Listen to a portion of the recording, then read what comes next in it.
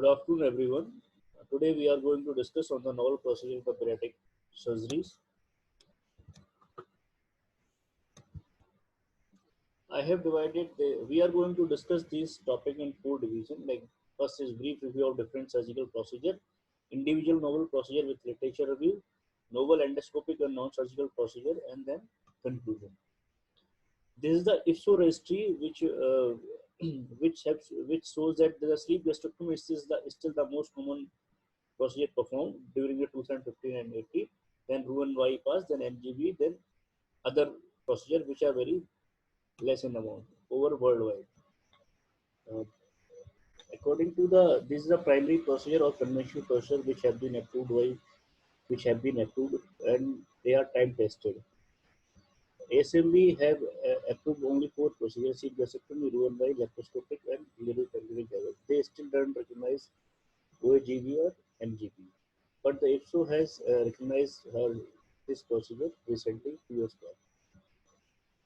This is the this is the paper which was published in Obesity Journal in 2019, which was based on the World Consensus on the World Congress held in the Delhi in 2018 about the consensus on the various standardization of bariatric metabolic procedure.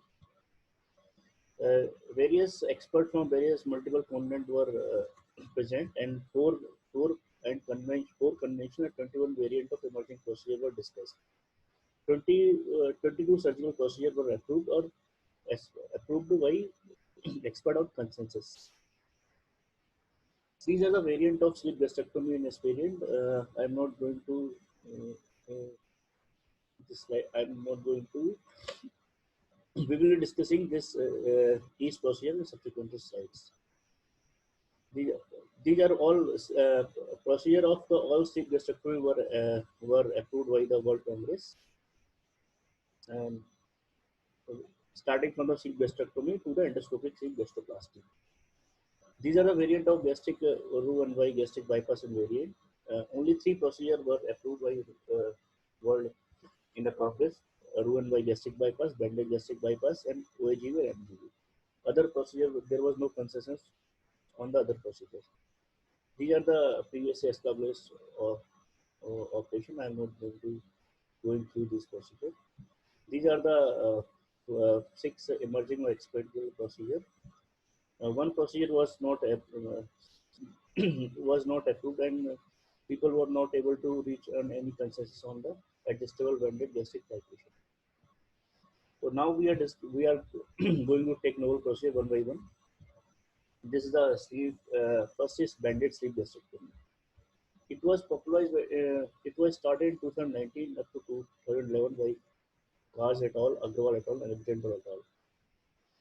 The issue it was based on the principle of RYGV, bended RYGV, in which the long-term weight, long-term or mid-term weight gain was the issue, which can be reduced by bended.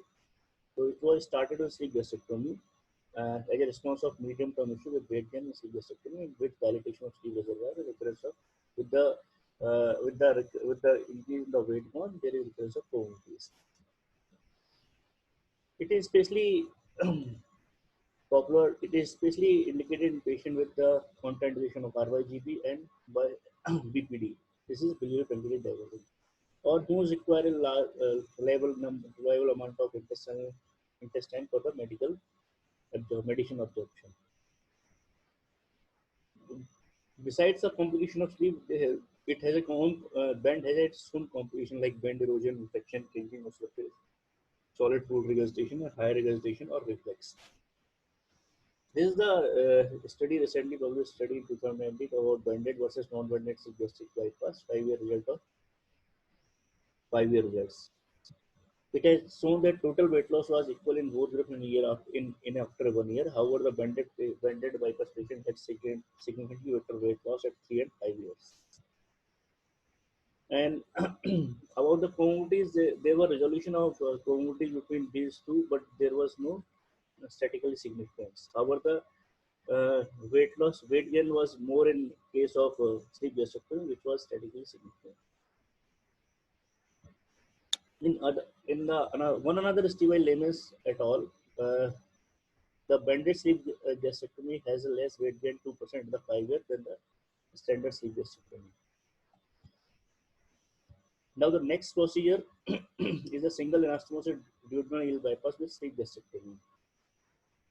It was described and popularized by the Sanchez Portillo et al. In 2007 as it is as effective as a biliary pancreatic diversion or duodenal section short term. With less incidence of diarrhea and protein malnutrition, which is a complication of BPD or duodenal switch. It is some simpler surgical technique with one one and fewer anastomosis. As we can say, this is the SADI and this is the BPD. In this procedure, after performing a conventional sleeve gastrectomy, duodenum is resected about 2 to 6 centimeters from the pylorus, and loop of the small terminal ileum is about 250 to 300 centimeter is taken and anastomosis duodenum. However, in the BPD, there is Roux and Y reconstruction, and the 250 centimeter of the terminal ileum is taken, and the common limb is around only 100 meters, 100 centimeters. So it is indicated when greater weight loss of or diabetes to diabetes or metabolic syndrome control is required, and it may be indicated when more weight gain after a procedure is after a failure of primary procedure. It has advantage and certain disadvantage of BPD and BS. It has advantage of elimination of one anastomosis and no re-MI reconstruction pylosis is preserved, which leads to there is less chance of ulcer and the marginal ulcer and the regurgitation. There is mesentery unreserved, which reduces less chance of internal hernia, and there is less diarrhea protein malnutrition. Post-operative complication and nutrition deficiency are comparable to BPD and duodenal switch. This is the another study which compares the study with the different bariatric procedure like uh, sleeve gastrectomy RYGP. It is a retrospective of 478 patients in which 160 patients underwent studies and 448 underwent sleeve gastrectomy, 270 RYGP. The excess weight loss was more in SADI's procedure than RYGP than sleeve gastrectomy at 12 months, 24 months. Weight loss was highest in BMI less than 45 and lowest in BMI more than 55. There was no statistically significant difference between nutrition outcome between RYGB and SADIs. In the group, the patient with the abnormal iron value were increased significantly at the 6 month and decreased significantly at the 12 and 40 month. SADIs have a better H1AC control compared to RYGB at both end 12 and 18 months. However, the SADIs is found to be statistically better H1AC that compared to sleeve at 12 months, but not at the 18 months. This is another study which was published in 2007, single anastomosis duodenal switch.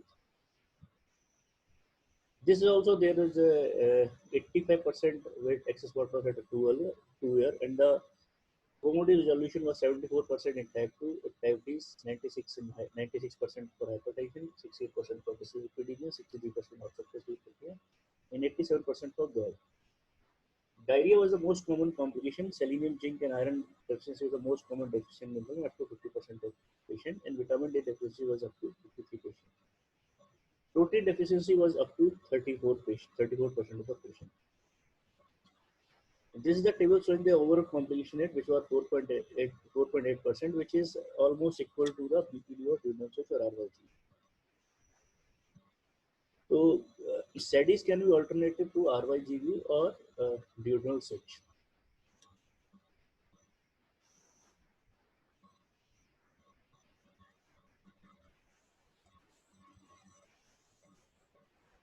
The next procedure is sleeve gastrectomy with transient bipartition. It was introduced by Sonter in 2000. In this procedure, this is a Roux and Y reconstruction. A telomyelium work to 200 to 300 centimeters taken and anastomosis to the stomach to 3 to 4 centimeters proximal to pylorus, and the normal limb is about 200 centimeters.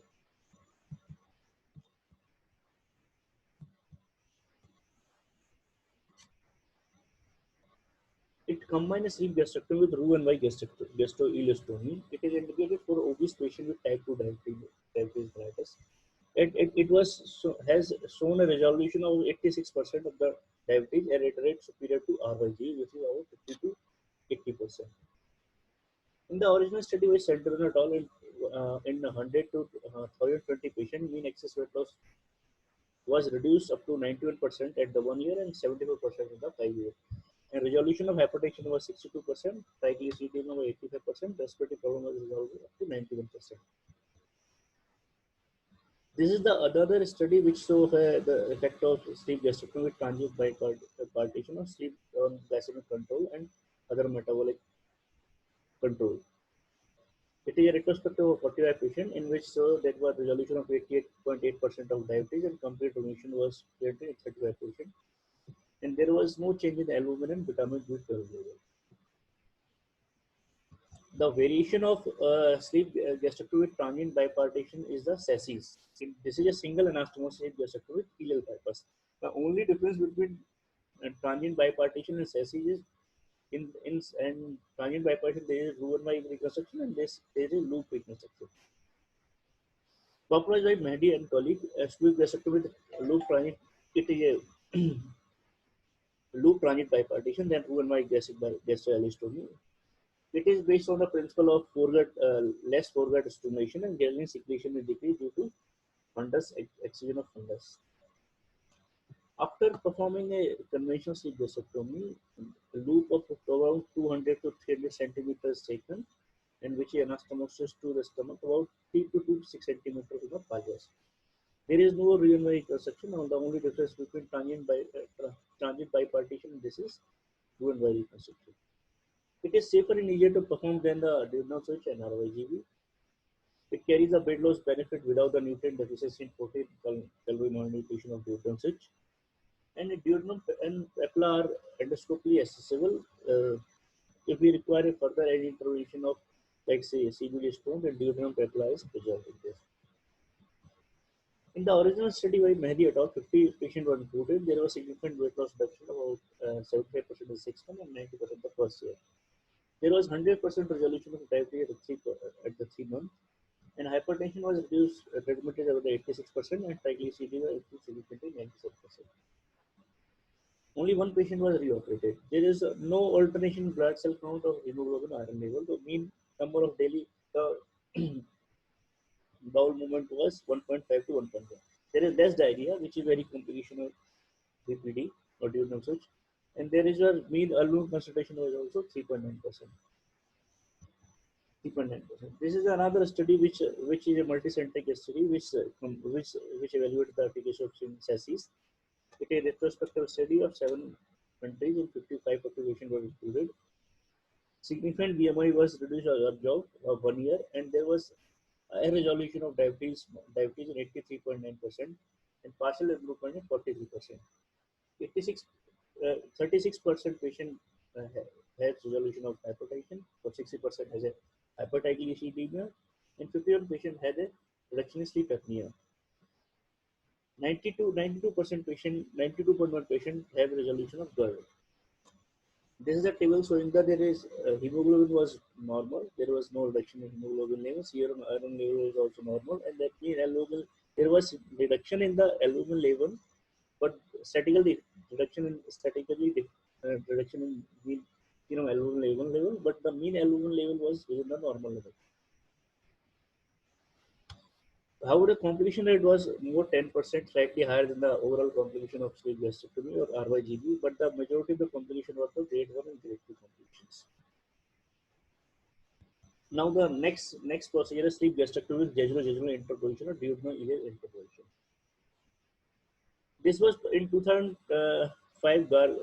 Gagner developed the concept of isolated ileal interposition with sleep gastrectomy humor. However, Deep Waller popularized this procedure at pilot study of 19 patients. Sleep gastrectomy with jejunal ileal interposition typically used in low BMI patient, and it is a basically metabolic procedure. And sleep duodenal ileal bypass is used for technically for obese patient when more weight reduction is desired. It is basically a metabolic operation of type 2 diabetes mellitus. It is basically based on a principle of stimulation of ileum by the ingested food, which releases increased release of glucagon-like peptide and enhances insulin sensitivity and control of type 2 diabetes mellitus. In this procedure, after performing a sleep gastrectomy, Uh, a jejunum is directly about 50 centimeter from the ligament of trees, and ileum about 150 centimeter of ileum is taken from the 50 centimeter from the ileocecal junction, and it is anastomosis between jejunum. However, in the duodenal switch, the anastomosis is done with the duodenum, and this jejunum is anastomosis to anastom, and this jejunum is anastomosis to jejunum. This is the E to the ileum. Variable rate of diabetes to remission has been noted in various reports. In the original study by Depola, BMI decreased from 13 to 26.3. 86.5 patient were off the anti-diabetic medication, and there was 1.5% there is incidence of bowel obstruction in RYGB. Leak rate was 0.99%. However, it is a very technically demanding and demanding because of multiple anastomosis. There is high due to multiple anastomosis. There is high chance of potential leak. There is more prolonged operative time due to multiple anastomosis, and there is chance of internal hernia. However, the various studies have shown there is outcome of treatment for type 2 diabetes similar to standard RYG. Now, the next procedure is sleep gastrectomy with duodenal vagal bypass. In this procedure, after doing a conventional sleep gastrectomy, jejunum is transected uh, about 100 centimeter from the ligament of piece, and the it is anastomosis to jejunum. After doing the duodenum is directly about 2 to 6 centimeter from the pelvis, and this is Roux-en-Y reconstruction. It was popularized by Kasama down 2005. It is when compared to RYGV, uh, which preserve the pelvis, zoological pelvis. It is basically used indicated patient with a high chance of gastric cancer, so patient can be followed with endoscopic evaluation. It has a due to preservation of pelvis, it has a significant advantage of preservation of pelvis, like reduced reduction of marginal ulcer, stenosis, leakage, and dumping syndrome. There is high rate of recurrence than RYGP, and there is similar incidence of nutritional deficiency. The study by Nathan Kasana in 2050, there was more reduction in weight loss than duodenal bypass, than the sleep gastrectomy 1 year follow-up, and more effective in type 2 diabetes resolution. They compared how with the sleep gastrectomy. This is the another study done in Japan, uh, where the 5 year result of laparoscopic sleep gastrectomy digital bypass was published. It is a retrospective study 120 patients. There was mean percent of total weight loss was 28.9, 26.8, 30.7% of the 1, 3, and 5 year.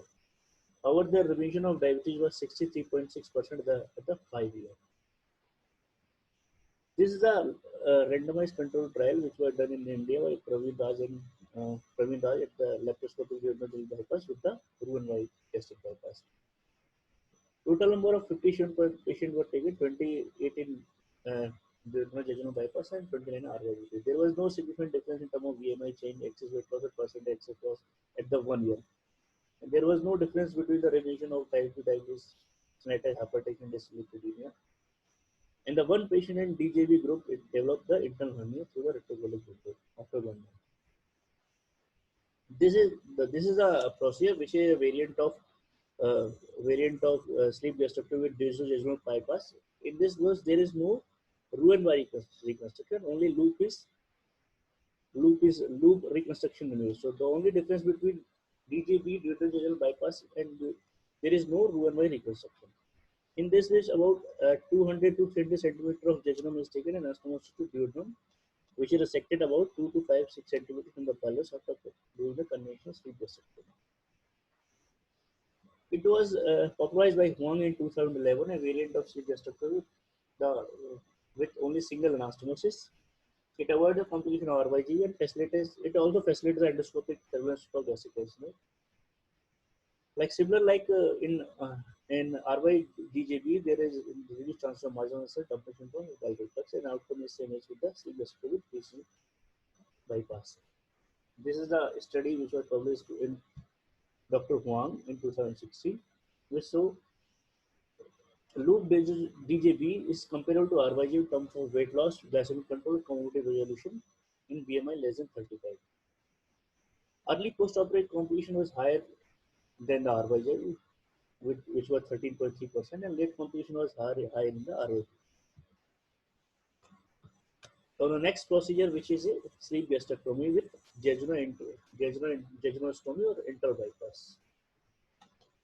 In this case, after doing a sleep gastrectomy, a jejunum, a 50 to 100 centimeter of jejunum is transected, and it is anastomosis to the jejunum. About the 100 centimeter from the transected end. This is 50 to 100 centimeter. This is 100 centimeter. The common length is variable or depend upon the total intestine.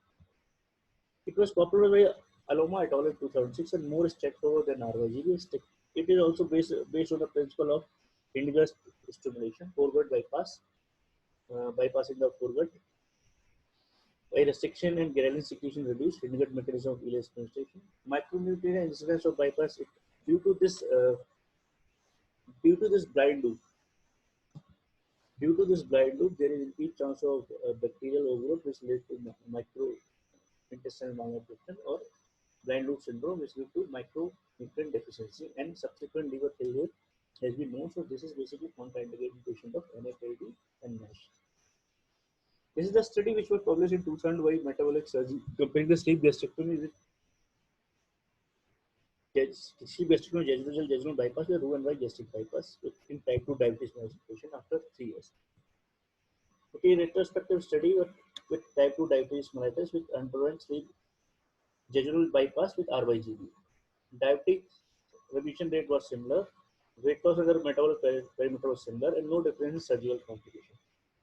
And the failure of weight loss was less than 50% and about 7% in the jejunal bypass and 3 in the RYGB group. This is a variant of jejunal bypass in which jejunum is anastomosis to ileum. This is a loop reconstruction, that is a RYGB reconstruction. In this jejunum is a loop of jejunum about 100 centimeter from the TJ is taken and anastomosis to about 200 to 3 centimeter, proximal to terminal ileum. It was popularized by Melias et al.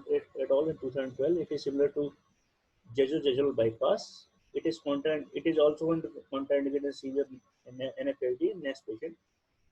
It has shown a better in the original study by Melias et al. It has shown a better weight loss and diabetes variation than sleep gastrectomy. However, due to blind loop syndrome, like in previous patient, which causes a bacterial enteritis and liver failure and micronutrient deficiency. In the original study by Melias et al., there was statistically significant greater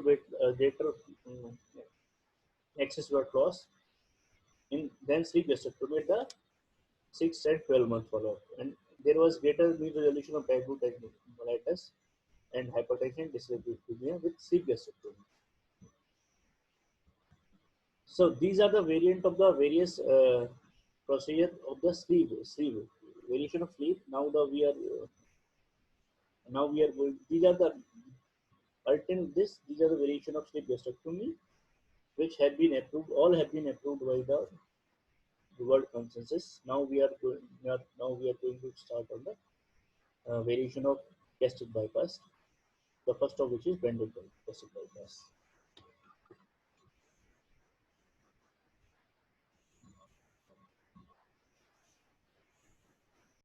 This is the same procedure as a Roux-en-Y bypass. In this, the bend is applied about 5 to 6 centimeter from the esophagogastric junction, and about 1.5 to 2 centimeter from the GJ.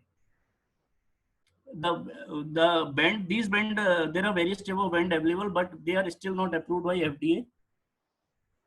It is also involved the principle of involvement of this procedure same like sleep gastrectomy. However, it was evolved earlier than sleep.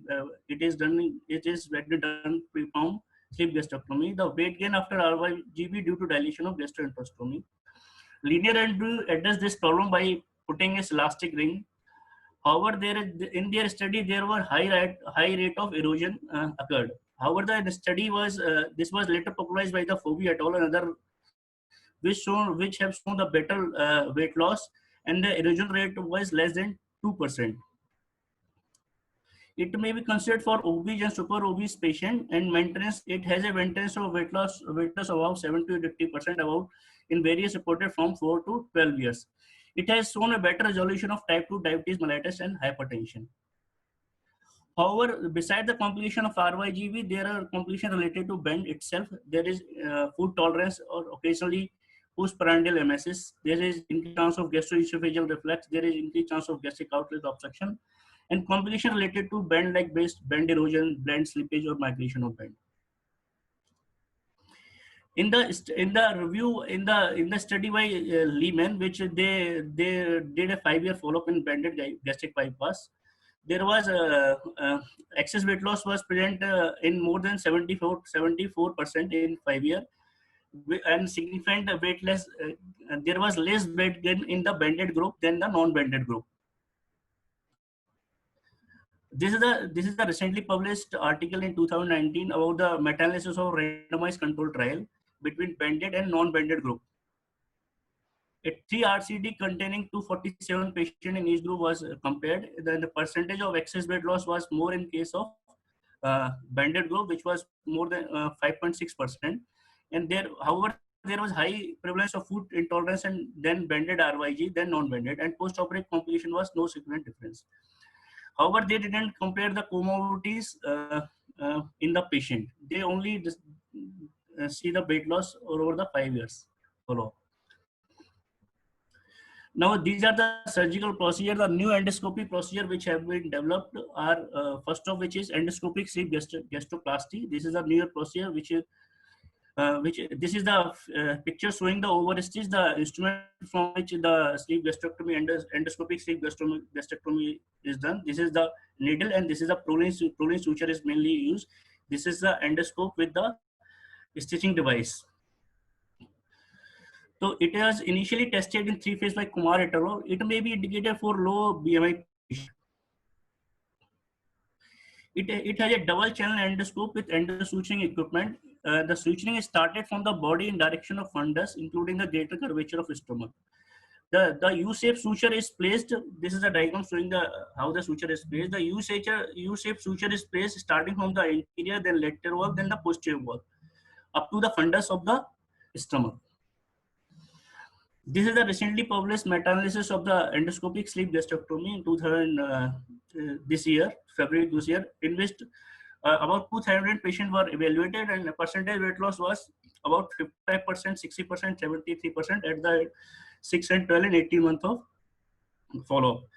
There was no procedure-related mortality. However, it is associated with some complications like nausea and epigastric pain.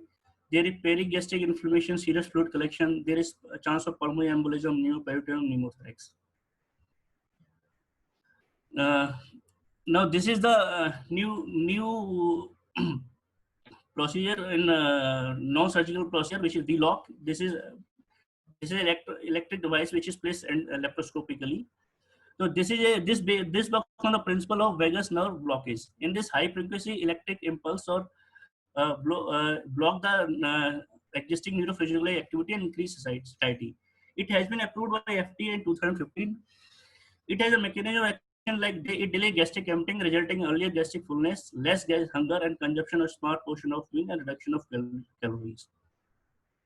In this procedure, 2 leads are placed anterior and posterior of both vagal trunk, and leads are connected to rechargeable neuroregulator placed in subcutaneous pocket on the lateral chest wall. And mobile charger is used for charging this battery. In this case, electric stimulation of 5,000 hertz or 3 to 8 milliampere for given at least 12 hours for each days.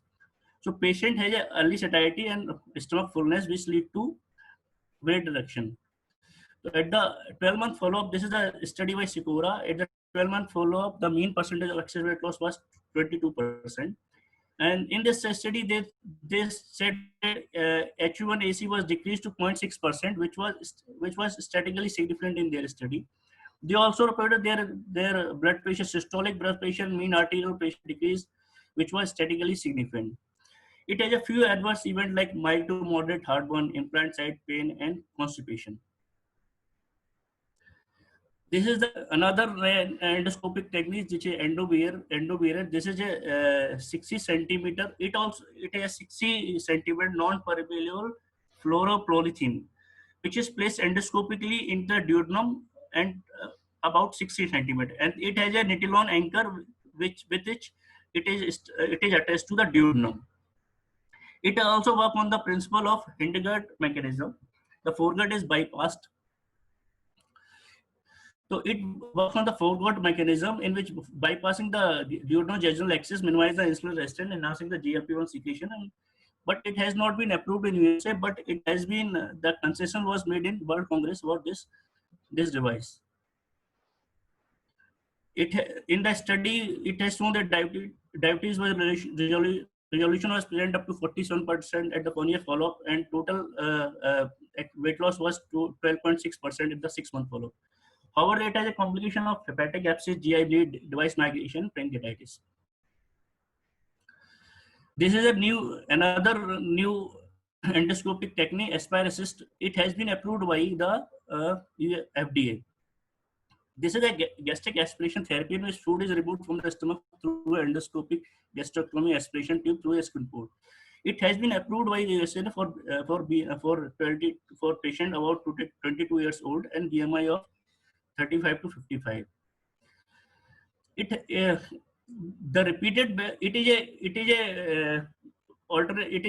basically opposite to the feeding gastrostomy. In this, food is aspirated about 20 to 30 minutes after food intake.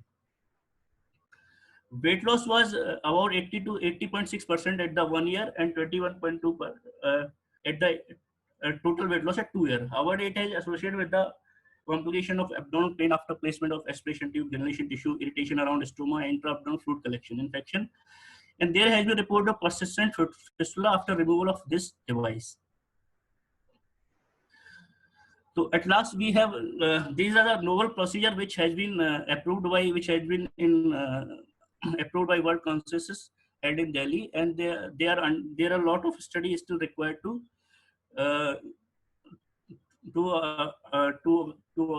on conclusion on this procedure. On conclusion, there is no single procedure for there is no single best procedure for all the patients. Every patient should be evaluated and according to their weight and their comorbidities. Then procedure should be planned according to the patient. There is heterogeneity between the various center about the bariatric metabolic operative technique. Like there is a difference in opinion about the limb length in RYGV and MGV in various centers. They are doing a different limb length. So there is still no consensus about the metabolic operative surgery in different centers. And there is no standardization of surgical procedure.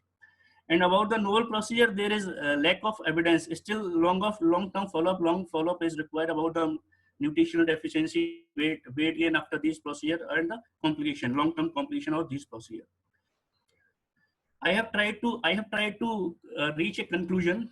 However, they are not recommendation from any society. I have tried to reach a conclusion based on the literature and based on the material I have gone through these days.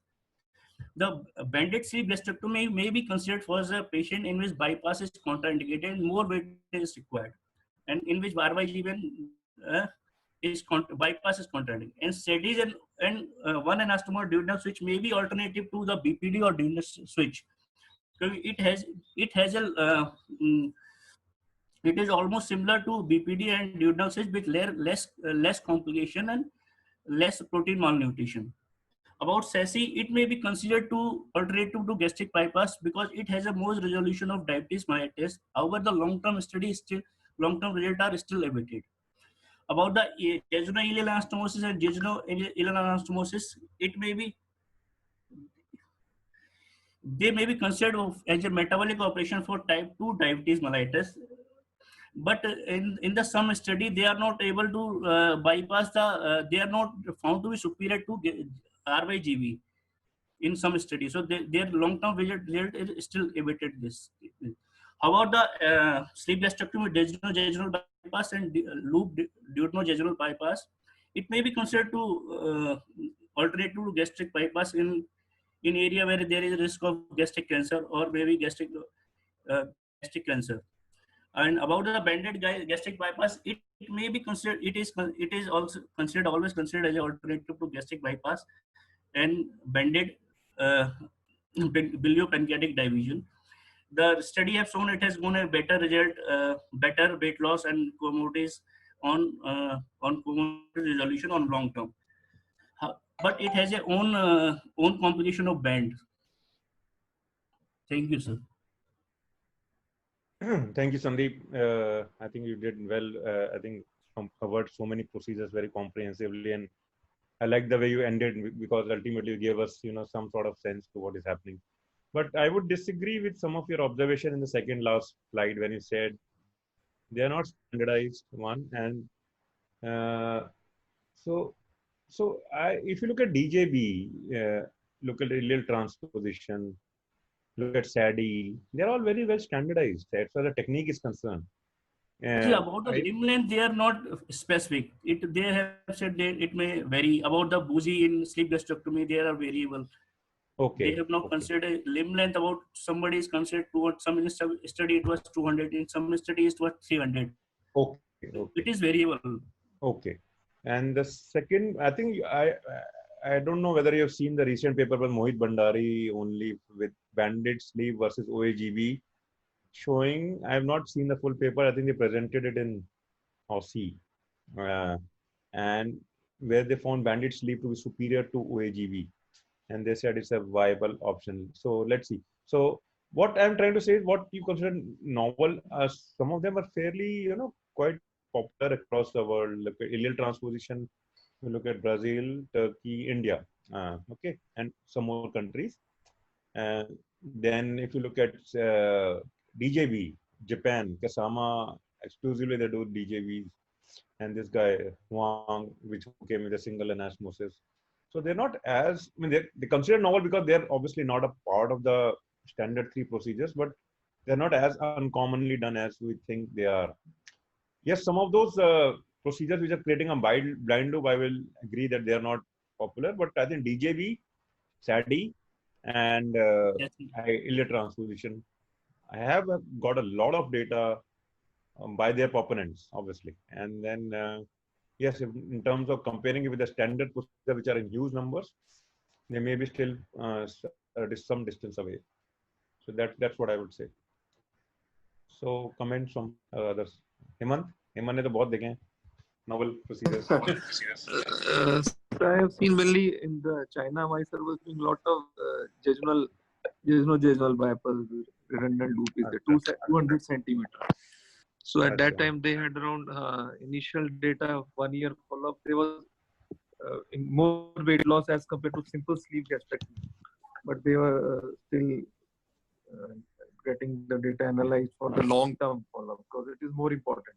There is no advantage if some procedure gives you a short-term weight loss equal to a standard procedure and the long-term it becomes equal or it is poor to it. I also agree because in the jejunal bypass, you are basically it's as good as excising a jejunum. You are shortening the bowel loop, and here you are leaving the blind loop, which can lead to that is enteritis, multivitamin deficiency, bacterial multiplication, and not good for the patients of NASH or MAFLD. And one few more procedures doing this, it was that loop DJB. So technically it is very difficult, what I perceived there. Okay, in China. And he used to say that because Dr. Kasama is doing with a ruling. Yeah, but Huang is doing with a ruling. Sorry. But still it is because to do anastomosis and at the D1 part, it looked like very difficult. And with the Indian obese patients like with the strong central obesity, maybe I don't know.